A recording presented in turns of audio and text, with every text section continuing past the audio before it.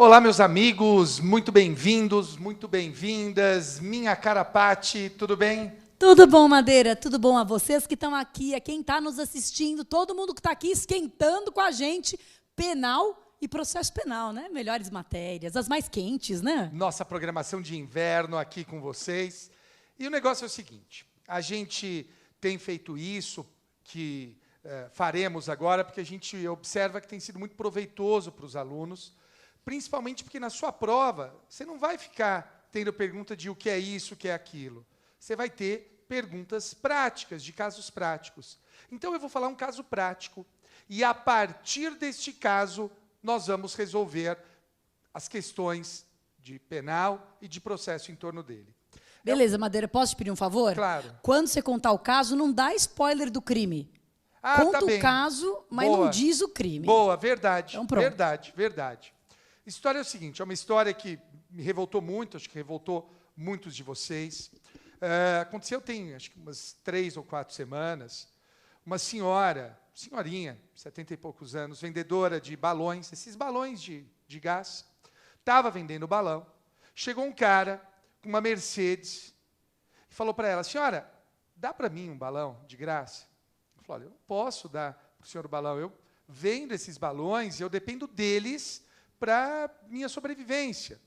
Nisso, a passageira do veículo puxa o balão e ele, dono da Mercedes, acelera em disparada. Essa senhora é arrastada e as pessoas que estavam ali presentes anotaram o número da placa. E, posteriormente, ele foi descoberto. E é esse o caso que a gente quer discutir com vocês. E, a partir disso, as questões envolvendo penal material, primeiro penal material com a Pati, depois processo penal comigo. Então, Pati, o que você tem a dizer sobre esse caso? Muito bom. Então, vocês lembram do caso? Estão todos lembrados? Pois é. E qual é a tipificação dessa conduta? Se você fosse o delegado, não é? Que quem é primeiro faz a tipificação, em que artigo do Código Penal você tipificaria? Porque a tipificação do delegado, embora ela seja provisória, não é? Porque depois vai para o Ministério Público, e é o Ministério Público que vai oferecer a denúncia ao dominus litis, é ele que vai dizer realmente qual é o crime. Essa tipificação do delegado, ela tem muita importância para uma coisa que o Madeira vai falar, por exemplo, que é a questão das prisões processuais, né? Tipificando no crime A, talvez não coubesse uma prisão preventiva, por exemplo. E tipificando no crime B, talvez coubesse uma prisão preventiva. Então, essa tipificação do delegado, essa responsabilidade do delegado, ao bater o olho no fato, colher ali aqueles primeiros elementos e tipificar corretamente, é uma responsabilidade muito grande. E o que eu posso te dizer, Guilherme Madeira, é que este delegado não fez Damásio. Ele não fez curso Damásio. Talvez ele tenha feito concorrente, eu não sei como é que ele passou no comum, mas ele não fez Damásio. Porque vocês sabem qual foi a tipificação inicial ali da conduta? Foi como uma lesão corporal. Foi como uma lesão corporal ao ter, digamos assim, né, arrastado ela, ao ter puxado o balão. Mas espera um pouquinho, damasianos presentes, passados e futuros damasianos. A conduta de subtrair uma coisa alheia, porque o balão não era dele, móvel, mediante um ato de violência, que foi o ato de puxar o balão que estava preso ao pulso dela e ainda arrastá-la. Como é que isso é tipificado, doutores e doutoras? Roubo.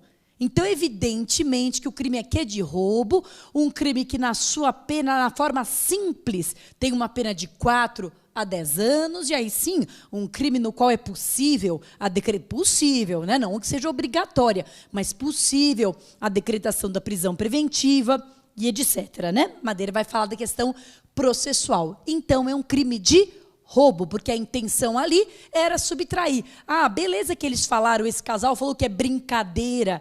Que maravilha, né? Mas desculpa, se eu arranco teu caderno, tua correntinha, teu relógio, tua carteira, teu celular de brincadeira, ema. Eu estou subtraindo coisa alheia móvel mediante violência ou grave ameaça, é roubo. Pois bem, o roubo, e eu queria falar justamente desse crime, Porque tem caído, gente, muito crime contra o patrimônio. Aliás, na última prova da OAB, no último exame, uma das perguntas foi sobre roubo, e essa pergunta foi uma pergunta campeã de respostas erradas, né? Foi campeã de respostas erradas. Justamente porque muita gente não viu que era roubo, entendeu que era furto, e se fosse furto, teria uma resposta, mas sendo roubo, teria outra. Era uma questão do arrependimento posterior, né? Se eu devolvendo a coisa, isso pode ser considerado arrependimento posterior. A questão é que o arrependimento posterior cabe no furto, mas não cabe no roubo. E sendo roubo, não cabia arrependimento posterior. Mas vamos dar um passinho atrás e entender como é que o roubo ele pode se confundir com o furto. Em que situações? Porque há situações em que eu acho que são muito óbvias, que ninguém, nem esse delegado aí meia boca, ele confundiria. Mas há situações que ficam realmente no limite. Então, tem 3 situações, uma delas foi a que caiu, mas podem cair as outras 2. Tem 3 situações em que o roubo ele fica muito parecido com o crime de furto. A primeira situação é uma situação que a gente chama de violência imprópria. Isso caiu uns 2 exames atrás, para você ver como que roubo está sendo foco da prova da OAB. Né? Há uns 2 exames atrás, caiu a seguinte questão. 2 moças foram convidadas para ir até a casa de um camarada para praticarem relações sexuais consentidas, né? Não tinha nada a ver com crime sexual. Uma vez, veja, Madeira, eu quero te alertar para esses perigos. Eu sei que você não é, né, do seu feitio, mas é sempre bom alertar, né, para os perigos da vida moderna. Ele aceitou, topou essas 2 moças que iam praticar relações sexuais, mas quando a esmola é grande, o santo desconfia, né? Vamos combinar que quando é bom demais para ser verdade. Então, o que aconteceu? Na hora em que ele foi no banheiro, para se preparar ali para a relação sexual, sei lá o quê, as moças trancaram ele no banheiro, e com ele trancado no banheiro, surrupiaram toda a casa do camarada e saíram fora. E aí também havia essa dúvida. Será que isso é roubo ou será que isso é furto? Não tem aquela situação de violência que a gente está habituado, né? Tapa, soco, chute, coronhada. Não tem isso, não tem também uma grave ameaça. Mas tem a tal da violência imprópria. O que é a violência imprópria? Então, se você quiser anotar, é o seguinte, o roubo ele pode ser praticado com violência, grave ameaça. Violência é a força física, grave ameaça, ou outro modo que impeça ou dificulte a defesa da vítima.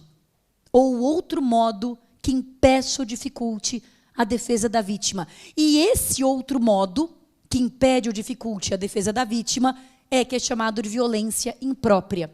E tem 2, o médico falou aqui muito bem. A prova da GV é uma prova de nome de gente. Então, cai caso prático para a gente fazer como um delegado, como um juiz, como um promotor, para a gente tipificar. E aí, gente, os 2 exemplos mais clássicos desse roubo com violência imprópria são, primeiro, drogar a vítima. Sabe o golpe do Boa Noite Cinderela? O golpe do Boa Noite Cinderela, em que a moça ali, muito bonita, muito disponível, coloca uma droga na bebida e na hora que o cara chapa, ela depena ele? Pois drogar a vítima caracteriza roubo e não furto. Olha só, quem acertaria essa numa prova, né? Porque não tem a violência que a gente está habituado, mas isso é roubo e não furto. Tá, a primeira situação em que o roubo se confunde com furto é a situação da violência imprópria. É esse outro meio que impede ou dificulta a liberdade da vítima. E aí tem 2 exemplos. O primeiro é drogar a vítima e o segundo é privá-la da sua liberdade, trancá-la em algum lugar. Essa história de trancar a vítima no banheiro, trancar a vítima no quarto, é uma história clássica de roubo impróprio, de roubo com violência imprópria, roubo com violência imprópria. Claro? Então, no roubo, na violência imprópria, roubo não furto. Segunda situação em que os 2 se parecem muito. Quando a subtração é sem violência ou grave ameaça. Mas depois da subtração, eu emprego a violência ou grave ameaça para garantir a detenção da coisa ou a impunidade do crime. Esse segundo exemplo é o chamado roubo impróprio. Né? A primeira situação chama violência imprópria. Essa segunda chama roubo impróprio. Quando após a subtração, o agente emprega violência ou grave ameaça para garantir a detenção da coisa ou a impunidade do crime. Vocês lembram como é que foi o problema aí do exame 29? Vocês lembram que era um camarada que tinha subtraído, não me lembro se era o celular, alguma coisa, e quando ele estava saindo, a vítima chega. E o que ele faz com a vítima? Lembra? Ele empurra a vítima. E ao empurrar a vítima, gente, isso é violência. Eu sei que para nós que somos aqui traumatizados, né, com coisas muito mais graves, isso parece bobeira. Mas toda forma de contato físico agressivo é chamado de violência. Certo? Se eu tiver um tapa na cara, se eu te empurrar, se eu torcer seu braço, isso é violência. Então, na hora em que ele empurra a vítima, isto é violência. Não importa se não provocou lesão. Violência não tem que provocar lesão. Violência é o contato físico agressivo. Né? Isso é violência. Então, houve violência. Portanto, nesse caso, o crime era de roubo impróprio, que, na verdade, é igual ao roubo. É roubo, né? Não furto. E o terceiro caso, esses dois já caíram recentemente, hein? Quem sabe se nesse próximo exame, quem vai cair é o terceiro. E o terceiro caso tem a ver com esse caso que o médico contou. Porque a terceira situação em que você pode se confundir, será que é roubo, será que é furto? É o chamado arrebatamento de inopino. Já ouviram falar dessa figura jurídica? Arrebatamento de inopino. Falando em bom português, dando um glossário aqui, arrebatamento, arrebatar é pegar. Inopino, essa palavra significa surpresa. Se eu disser, eu cheguei de inopino na minha casa hoje, cheguei de surpresa, ninguém estava me esperando. Então, o arrebatamento de inopino nada mais é do que o meliante passar e pegar a coisa de surpresa. Né? E esse arrebatamento de inopino, que o Madeira já sofreu, Med, o que você já teve? Câmera, por favor, pega aqui o Guilherme Madeira, que ele prestará aqui um testemunho, aqui ao vivo, contando todas as vezes em que foi vítima de crimes contra o patrimônio. Não só aquelas que envolvem arrebatamento. Não vai dar tempo, é muita vez. É que ele tem cara de rico, né? Uma pessoa que é uma vítima preferencial. Ou cara de bobo. Ou cara de rico bobo. Né? Que daí é melhor ainda. A última vez foi aqui do lado. E como é que foi? Eu estava andando, tirei o telefone para ligar para o Marcos Scalers. Marcos Scalers, é o culpado. Veio um sujeito de bike, ele passa a mão na minha orelha.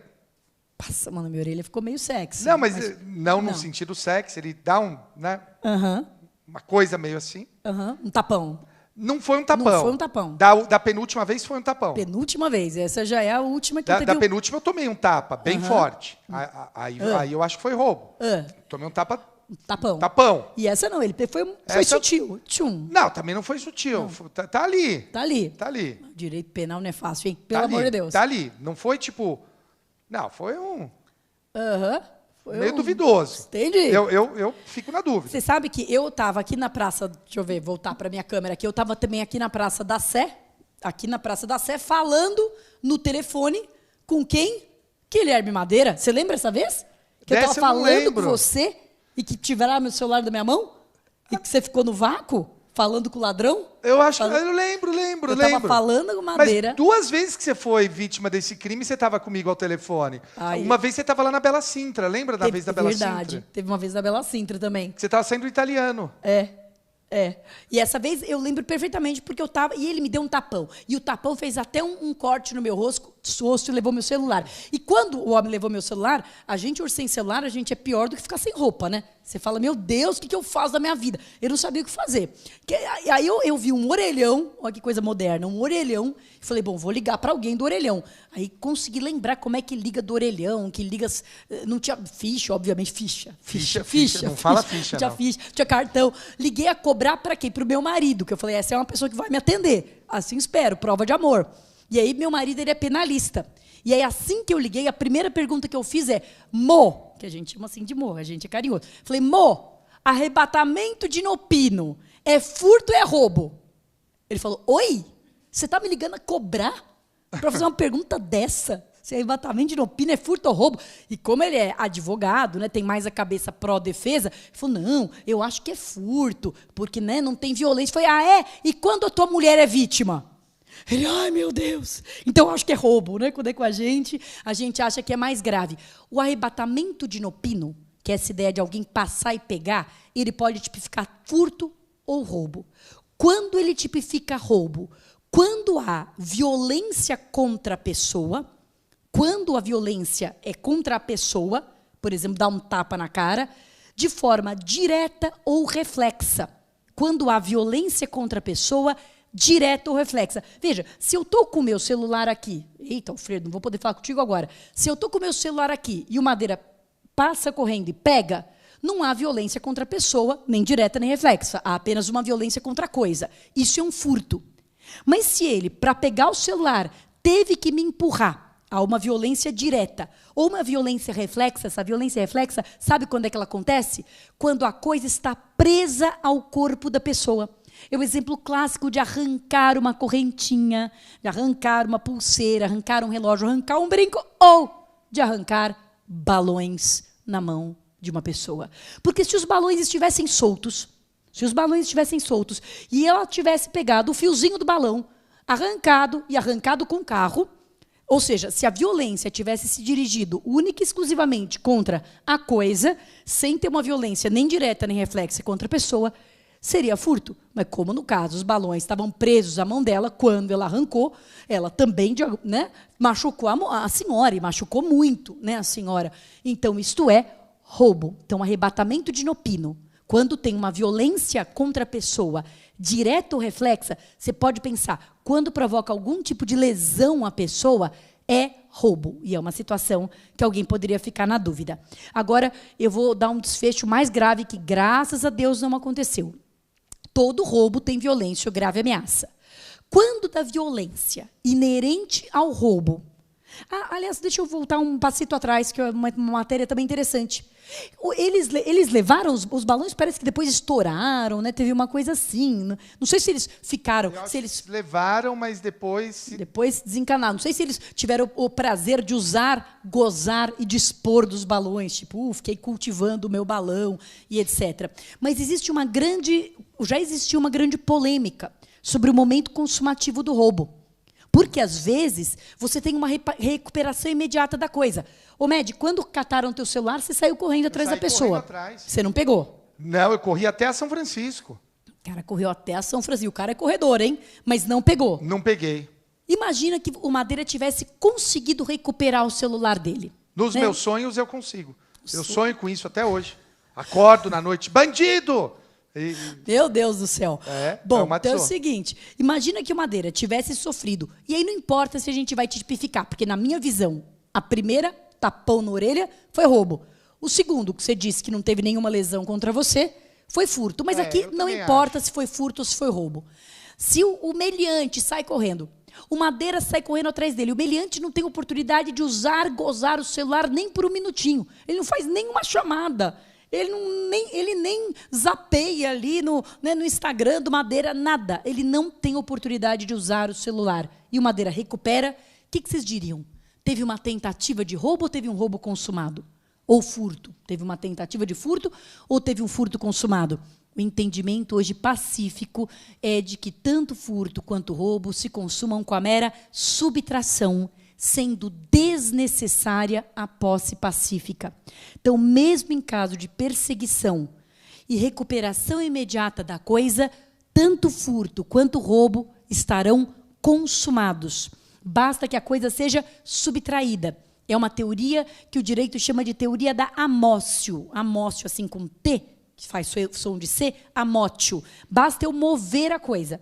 Basta eu tirar o celular da mão do Madeira, que já está consumado tanto roubo quanto furto. Tudo bem? Isso cai bastante. Agora, indo para a minha tragédia aqui. Imagina que essa senhora, Deus me livre e guarde, mas imagina que ela tivesse tido uma lesão corporal de natureza grave. Ou imagina que ela tivesse até morrido. Ela foi arrastada. Ela foi arrastada, né? Quando do roubo resulta uma lesão grave ou a morte, a gente tem uma qualificadora do roubo. O roubo vai ser qualificado quando ele tiver lesão grave ou morte. E quando ele tiver morte, ele ganha um outro nome. Qual que é o nome do roubo qualificado? Que a gente fala erroneamente roubo seguido de morte, mas não é propriamente seguido, né? Porque não é uma sequência. O roubo em que da violência resulta a morte, como é que ele se chama? Latrocínio. Latrocínio. E aí a pergunta mais importante e mais pegadinha a respeito do latrocínio é sobre o momento consumativo do latrocínio. Quando que o latrocínio se considera consumado? Porque, veja, o roubo ele se considera consumado com a mera subtração, mas o latrocínio é um roubo qualificado. A gente tem duas situações bem claras que não ensejam dúvida. Se eu quero matar para roubar e consigo as duas coisas, a vítima morre e eu roubo mesmo, latrocínio consumado, não há dúvida. Se eu quero matar para roubar e nem a vítima morre e nem eu consigo roubar, latrocínio tentado, tentativa de latrocínio, não há dúvida. A dúvida surgiria quando eu tenho uma parte consumada e uma não consumada. Então, imagina que eu atiro para matar, querendo roubar. A vítima morre, mas eu não consigo levar nada. Né? Eu atiro na vítima querendo levar o relógio dela. A vítima morre, mas quando eu vou arrancar o relógio do pulso, chega a polícia e eu saio correndo sem relógio, sem nada. O que você gabaritaria na sua prova valendo uma carteira da OAB? Houve aqui um latrocínio consumado? Houve uma tentativa de latrocínio? Eu não consegui roubar, mas consegui matar. Latrocínio consumado ou tentativa de latrocínio? Eu saí de mãos abanando. Latrocínio consumado ou tentativa? Galera, tem um jeito muito... É meio bizarro a resposta. Essa é a parte ruim, é que a resposta ela é muito esquisita. Não é intuitiva. A boa notícia é que tem um jeito muito babinha de você memorizar. Pensa que quem manda no latrocínio, apesar do latrocínio ser um crime contra o patrimônio, quem manda no latrocínio é a vida ou é a morte. Ou seja, quem define a consumação do crime de latrocínio é o bem jurídico mais importante, que é a vida, né? Que é mais importante do que o patrimônio. Então, nessa hipótese que eu acabei de narrar, você vai gabaritar latrocínio consumado. Se a morte se consumou, pouco importa o que aconteceu com a subtração. Beleza?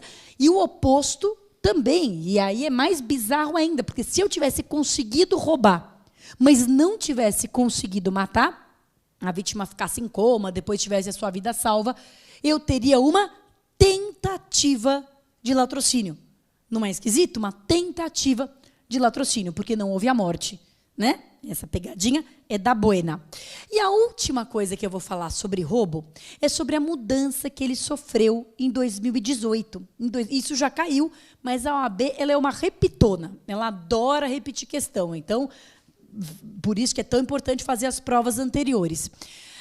Pois bem, a discussão é que antes de 2018, uma causa de aumento de pena, lembra que a diferença entre qualificadora e majorante é que qualificadora aumenta a pena em abstrato, aumenta os limites mínimo e máximo. Né? A pena do crime de roubo é de 4 a 10 anos, a pena de um roubo qualificado pela morte, chamado latrocínio, é de 20 a 30. Então, pena de 20 a 30, isso é um roubo qualificado. Majorante é uma fração. Majorante é uma fração. Vocês já ouviram falar em roubo qualificado pelo emprego de arma? Já ouviram falar essa expressão? Está errada. A arma não é uma qualificadora, é uma majorante, porque ela é uma fração. E aí o que acontece com essa majorante?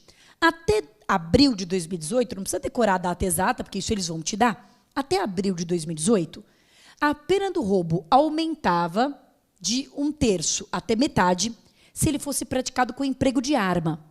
O que é arma? Qualquer instrumento que possa ser usado para ataque ou defesa. Desde um revólver, uma pistola, uma faca ou um caco de vidro. Tudo isso é arma. Então, o roubo era aumentado se fosse praticado com emprego de arma.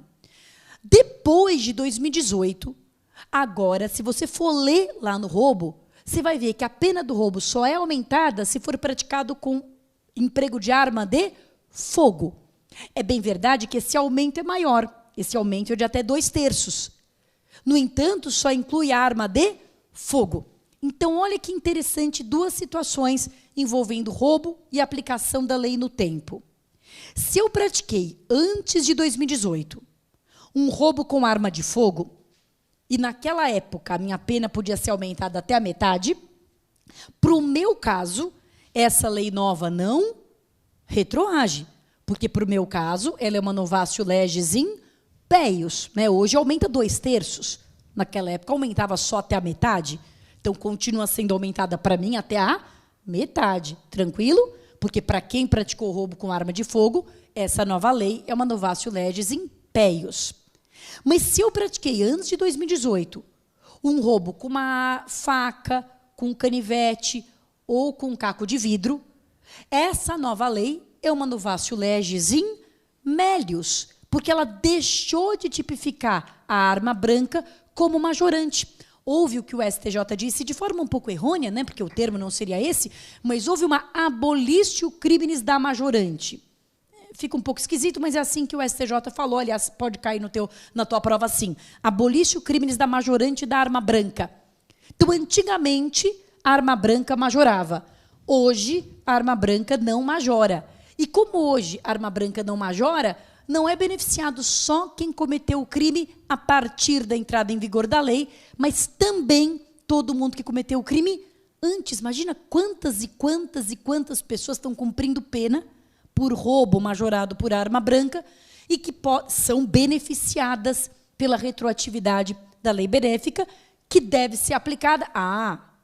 Agora, então, eu vou deixar essa pergunta no ar. Se tem alguém já cumprindo pena pelo roubo com arma branca, praticado lá em 2016, foi condenado, transitou em julgado. E agora, em 2018, entra em vigor essa abolitio criminis da arma branca. Entra em vigor essa abolitio criminis. Primeira pergunta. Essa abolitio criminis retroage mesmo para quem já estava com sentença transitada em julgado? Sim, retroage. Mas a pergunta mais importante é: quem é o órgão competente para aplicar essa retroatividade? Quem é o órgão competente? Será que é o juízo da execução? Ou será que é o juiz da condenação? Ou será que é o Tribunal de Justiça através de uma ação de revisão criminal? Ou será que é o STF através de uma reclamação? Qual que será o órgão competente para aplicar a lei benéfica prós do trânsito? É o que você vai ver no próximo bloco com Guilherme Madeira. Até a próxima, ótimos estudos. Até!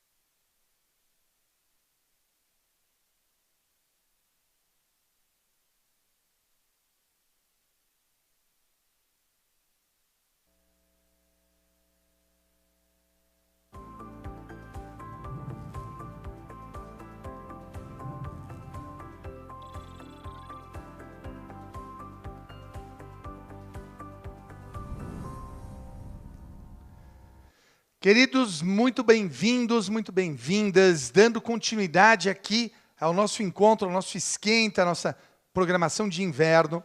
A Paty terminou deixando uma pergunta para vocês. E a pergunta da Paty foi: lei nova mais benéfica, após o trânsito em julgado, a quem cabe avaliar esta lei nova? Esse é um belo tema para cair na sua prova, lembrando sempre: sua prova é baseada, ela é recheada de casos práticos. Queridos, quem pode fazer essa análise é o juiz da execução criminal. Quem diz isso é a súmula 611 do Supremo. Súmula 611 do Supremo.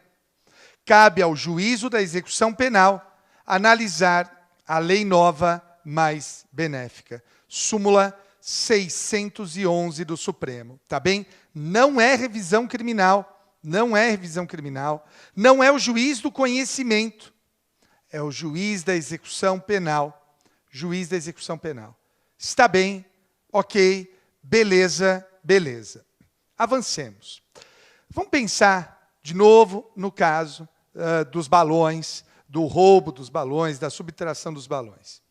Quando eu li esse caso, a imprensa levantou que a pessoa que dirigia o veículo, ela estaria respondendo por outros crimes também. Ela seria investigada por outros crimes. Eu pergunto a vocês, se você está pela acusação, o que você faria nesse caso? Se você é o advogado dela, da vítima, atuando como assistente de acusação, diante dessa informação, o que você faz? Você pede a prisão preventiva. Veja, vamos falar de prisão preventiva, pode anotar, prisão preventiva. Primeiro tema foi a súmula 611, vamos falar sobre prisão preventiva. Queridos, a prisão preventiva, o que eu quero falar com vocês, tem relação com o artigo 312 do CPP. Artigo...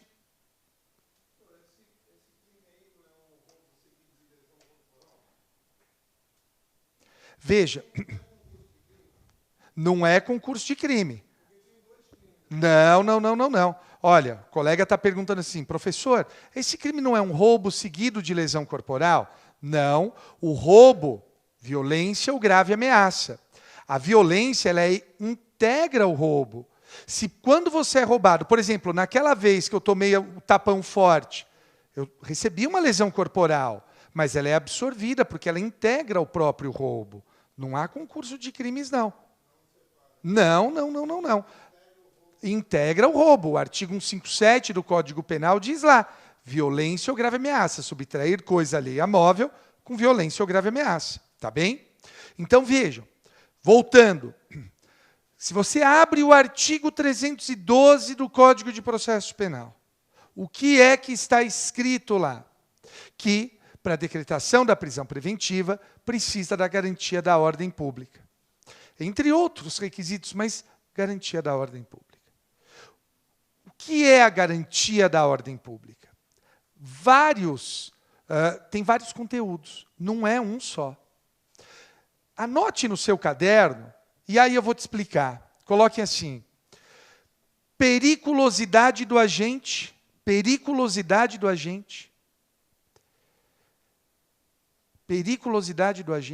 gravidade em concreto do crime,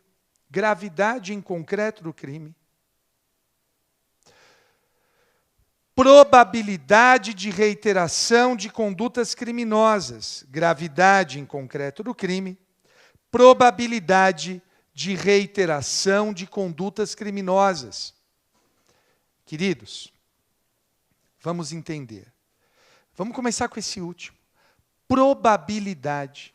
Como é que eu analiso essa probabilidade? Exatamente com o que acontece nesse caso. A jurisprudência diz, e tomem muito cuidado,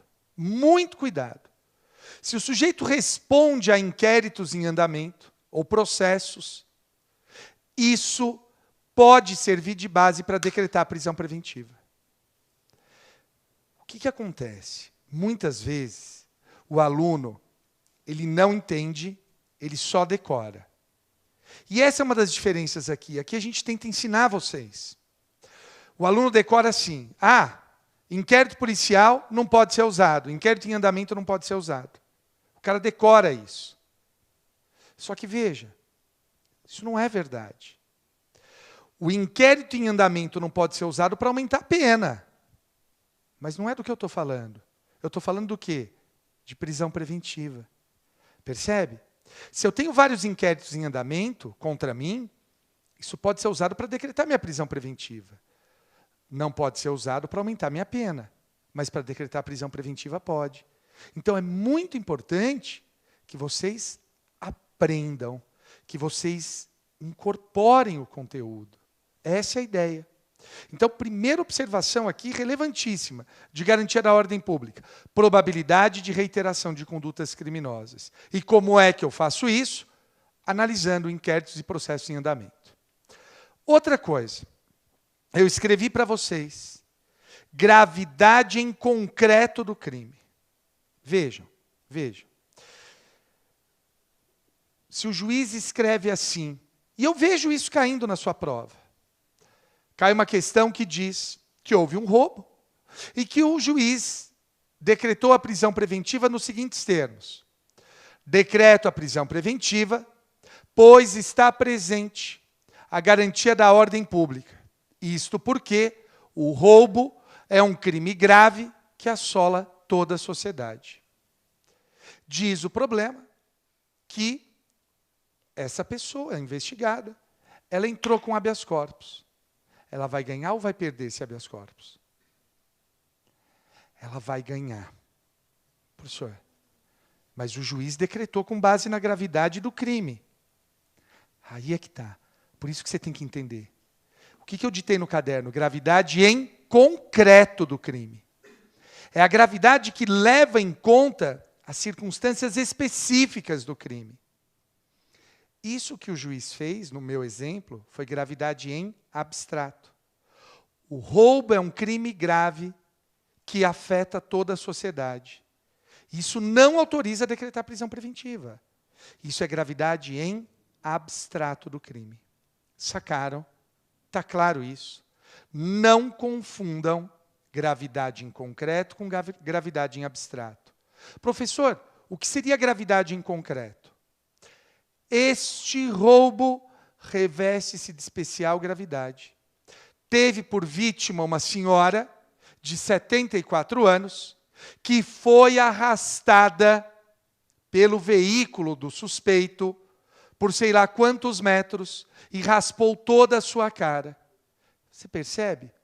Isso é gravidade em concreto. Eu estou dando elementos concretos do crime. Tá bem? Ok? Beleza. Outra coisa. Vamos pensar em termos probatórios, em termos de prova. Vamos pensar em termos de prova. Nesse caso, você tem prova testemunhal, você tem a oitiva da vítima, né, da senhora, e eu queria começar com a oitiva da vítima. Então, coloquem aí, ofendido, artigo 201 do CPP. Ofendido, artigo 201 do CPP. Ofendido, artigo 201 do CPP. Queridos, o Código de Processo Penal, quando você abre o 201, ele diz assim, é obrigatória, diz assim, o ofendido será ouvido sempre que possível. A pergunta é, pode o juiz indeferir a oitiva da vítima?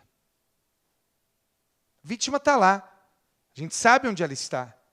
Pode o juiz indeferir a oitiva da vítima? O que a jurisprudência do Supremo fixou? Pode. Pode sim. Então eu quero que você escreva assim no seu caderno. O juiz pode indeferir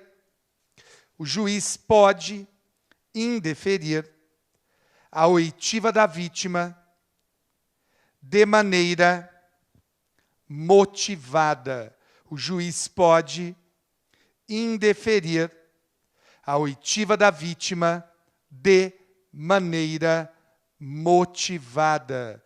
O juiz pode indeferir a oitiva da vítima de maneira motivada. Queridos, professor, me dê exemplos de motivação. Vou te falar o caso que foi o precedente do Supremo, você nunca mais vai esquecer. Infelizmente, é um caso que dói no coração de todo brasileiro. O caso da Boate Kiss. Professor, mas no caso da Boate Kiss, as vítimas morreram. Aí que você se engana. O que o Ministério Público considerou? Que quem estava na boate e não morreu foi vítima de um homicídio tentado. 635 pessoas. que o juiz falou? Eu não tenho estrutura para ouvir todo mundo. Não tenho como. Indeferiu. A defesa foi até o Supremo. E o que o Supremo falou? Olha, o juiz pode indeferir a oitiva da vítima de maneira motivada. Vamos supor, nesse caso da senhorinha, que ela apresente, por meio de advogado, uma petição dizendo que ela tem problemas cardíacos, que se ela passar por muita pressão, ela pode infartar. Você acha que o juiz vai ouvir? Lógico que não. Uma audiência é um negócio tenso. Ela pode morrer se ela for ouvida. Você não concorda que isso é um motivo justificado para indeferir a oitiva da vítima? Super justificado. Beleza? Tem uma outra que eu gostaria que vocês ficassem atentos, um outro meio de prova, que eu quero que vocês fiquem muito atentos. Reconhecimento. E eu quero falar do reconhecimento por um motivo. Ele caiu agora, nesse último exame. Eu apontei essa questão como uma questão passível de recurso. Eu quero te explicar isso. E vejam, professor, por que o senhor está falando do reconhecimento se ele acabou de cair? Porque dependendo, o que eu já vi acontecer na banca da FGV? Eles colocaram uma questão errada, e depois eles repetem na prova seguinte, e daí eles dão o gabarito certo. Por isso que eu quero falar do reconhecimento com vocês. Vale a pena você ver essa última questão. E o que discutia o reconhecimento? Na questão, dizia assim, que a pessoa, em juízo, no fórum, ela não foi colocada ao lado de pessoas parecidas com ela para ser reconhecida. Embora houvesse pessoas parecidas, ela não foi colocada ao lado de pessoas parecidas. E a questão perguntava se isso gerava nulidade ou não, segundo o CPP e a jurisprudência. Queridos, o que aconteceu aqui? Qual foi o problema dessa questão? Ter colocado o termo jurisprudência. Para o CPP, haveria sim problema. Haveria nulidade. Só que para a jurisprudência, não. A jurisprudência diz que se o cara for colocado sozinho, não tem problema. Olha que absurdo. Então vejam, eu apontei isso como passível de recurso aos alunos. Falei, gente, dá para anular, não tem resposta certa. Eu acho que vale muito a pena vocês acompanharem os professores aqui nas redes sociais. Nós vamos falar sobre isso assim que sair o resultado do recurso. Primeiro, eles publicam a lista definitiva, daí tem o recurso. A lista provisória, daí tem o recurso. Então, vejam, o que para mim é importante que vocês saibam, para mim é importante que vocês entendam que a FGV foi a primeira vez que a banca de processo penal errou. Eles cobraram, de acordo com a jurisprudência, e deram a resposta errada. Quando fazem isso, em provas anteriores, fizeram isso com ECA. Perguntaram um tema, deram a resposta errada. Na prova seguinte, eles fizeram a mesma pergunta com a resposta certa. Então, vamos ficar atento. Você que vai prestar a prova em outubro, é importante você ter esse conhecimento do que a banca decidiu. Tá bem? Ok? Então, eu quero que você escreva assim, reconhecimento, artigo 226, reconhecimento, artigo 226, segundo a jurisprudência, este artigo é mera, segundo a jurisprudência, este artigo é mera recomendação legal.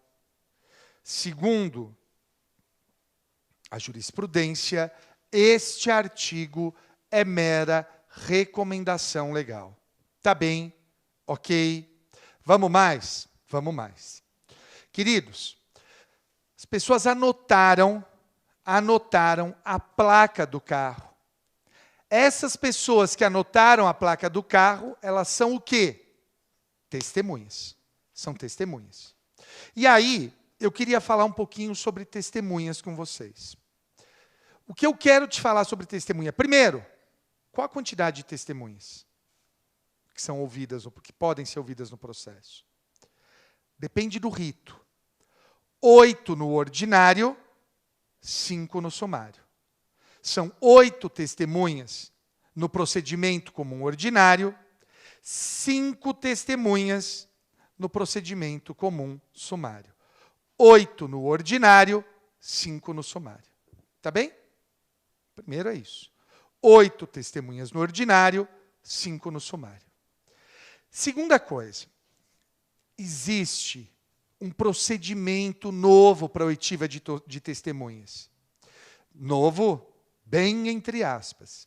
Ele se chama cross-examination. Vocês já viram filme de tribunal americano? Como é que é o filme de tribunal americano?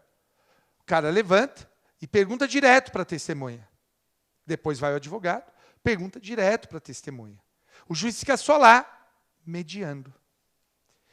E é isso que eu quero que você saiba. É assim agora no Brasil. Claro que não levanta, né? Levantar é só no júri. Mas as partes perguntam diretamente para a testemunha. Isso se chama cross-examination. Cross-examination. É o artigo 212 do CPP. Cross-examination é o artigo